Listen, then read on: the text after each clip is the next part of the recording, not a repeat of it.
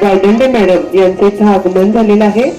आज राजमाता जिजाऊ जयंती आणि स्वामी विवेकानंद जयंती यांच्या निमित्तानं आपल्या या शालेय उपक्रमामध्ये त्या उपस्थित राहिलेले आहेत। जोरदार टाळ्या वाजवून आपण त्यांचे स्वागत करूया।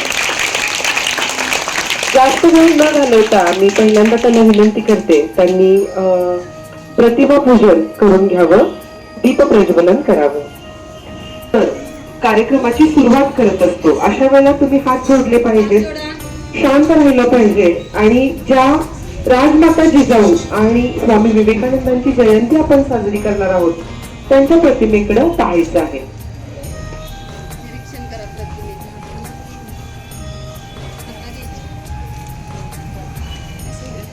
राजमाता जिजाऊ आणि स्वामी विवेकानंदांची आज जयंती आहे। आदर्श अशी ही व्यक्तिमत्व आपल्याला पिढ्यानपिढ्या प्रेरणा द्यायची आहे।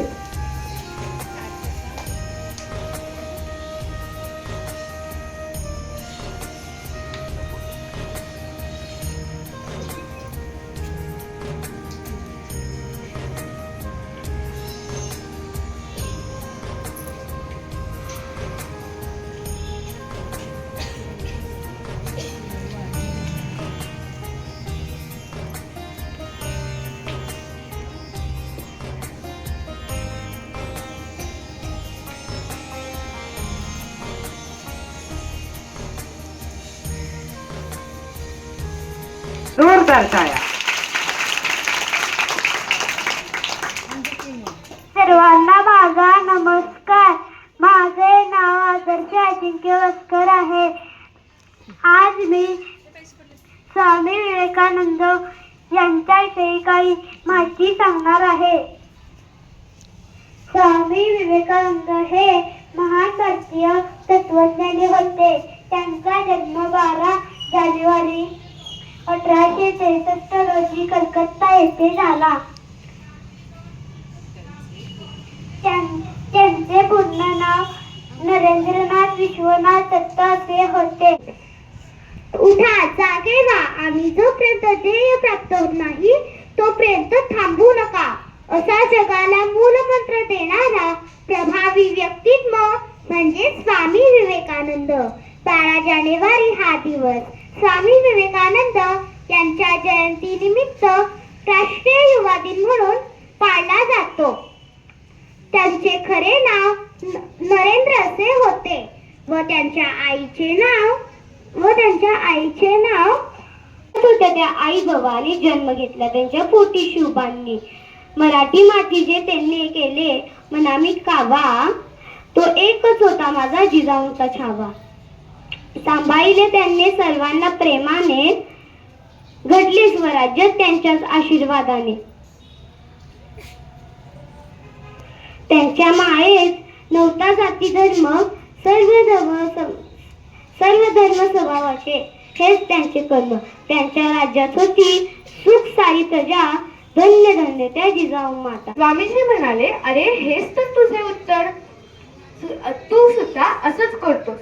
तू सुद्धा तुझ्या ध्येयावर एकाग्र राहत नाहीस, तू सुद्धा दुसऱ्यांचे अनुकरण करतोस म्हणून तुला धाप लागते। असे करू नकोस, एकाग्र राहा। आपले ध्येय, तुझे सत्य, सातत्य, चिकाटी आणि एकाग्र ही त्रिसूत्रीच आहे तुझ्या यशाची खरी गुरुकिल्ली। यावरून आपल्या सर्वांना हे कळालेच असेल की सातत्य, एकाग्रता आणि चिकाटी ही त्रिसूत्री आपल्या यशाची खरी गुरुकिल्ली आहे। एकाग्रता अतिशय महत्वाची आहे। यानंतर येत आहे अद्विता म्हाळुंगकर, इयत्ता 7वी। माझे नाव अद्विता युवराज माळुंकर। मी आज तुम्हाला जिजाऊंविषयी थोडी माहिती सांगणार आहे। ती तुम्ही शांत चित्ताने ऐकावी अशी माझी नम्र विनंती। जिजामाता या छत्रपती शिवाजी महाराजांच्या आई होत्या। त्यांचे पूर्ण नाव जिजाबाई शहाजीराजे भोसले असे होते। त्यांचा प्रार्थनेमध्ये बघा, पहिली जी प्रार्थना आहे काय आहे ओळ त्याचे? जय रामकृष्ण, जय रामकृष्ण। तर ते त्यांचे जे गुरु होते, ज्यांनी गुरु मानलेलं होतं विवेकानंदांनी, ते रामकृष्ण परमहंस, त्यांना ते वंदन केलेलं आहे आपण त्या प्रार्थनेमध्ये. त्याच्यानंतर दुसऱ्या कडव्यात काय आहे सांगा?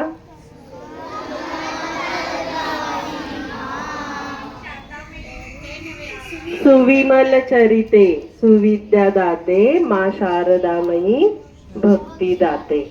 तर त्या त्यांच्या गुरुमा आहेत. त्यांच्या कोण आहेत? गुरुमा विवेकानंदांच्या, शारदा माता. तर त्यांना आपण वंदन केलेलं आहे. आणि त्याच्यानंतर तिसऱ्या कडव्यात काय आहे बघा, शेवटला लास्ट एकदम,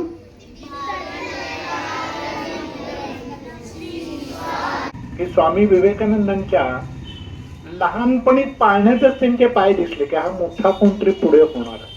लक्षात आलं ना की पहिल्यापासून त्यांना व्यायामाची भरपूर आवड आहे. म्हणजे जर का काही करायचं असेल तर पहिल्यांदा शरीर संपदा पाहिजे. बुद्धिमत्ता तर होतीच त्यांना, परंतु शरीर संपदा अधिक जास्त पाहिजे. मग लहानपणापासून भरपूर व्यायाम करणं, क्रिकेट खेळणं त्यांचा आवडता खेळ होता, फुटबॉल खेळणं हा आवडता खेळ होता. आणि ते मैदानामध्ये सतत मैदानामध्ये लहान वयात राहिलेले आहेत. तर हे आता काय की पहिल्यांदा शरीर बलदंड करायचं. मग शरीर बलदंड झाल्यानंतर त्या उत्तम जे शरीर असतं त्यामध्ये उत्तम मनाचा वास होतो. म्हणजे असं काही होत नाही की एखादा खूप चांगला तब्येतीने छान माणूस आहे त्याच्या मनात चांगले विचार जास्त सहजपणे येऊ शकतात.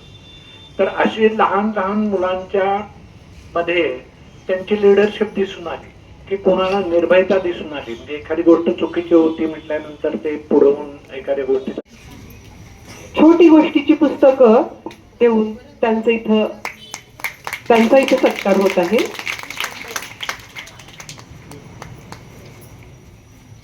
अभिनंदन. यानंतर इयत्ता 6वी मधील नितिशा जाधव.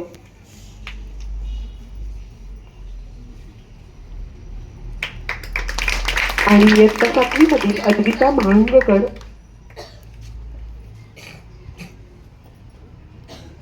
तुम्हा सर्वांचे अभिनंदन.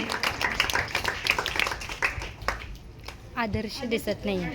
आदर्श